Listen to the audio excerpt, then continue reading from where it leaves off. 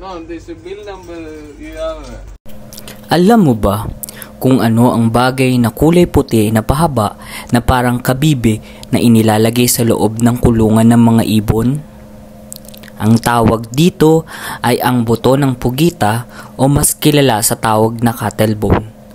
Tara at alamin kung ano nga ba ang benepisyo nito sa ating mga alagang ibon. Nirerekomenda ang mga cuttlebone para sa mga ibon bilang tulong sa pag-aayos upang makatulong na mapanatiling maayos ang kanilang tuka at bilang karagdagang mapagkukunan ng calcium upang makatulong na mapanatiling malakas ang kanilang mga buto. Karagdagan pa, ang mga ibong nangingitlog, mayroon man o walang asawa, ay madaling maging kulang sa calcium na humahantong sa iba pang mga problema sa kalusugan. Salamat po!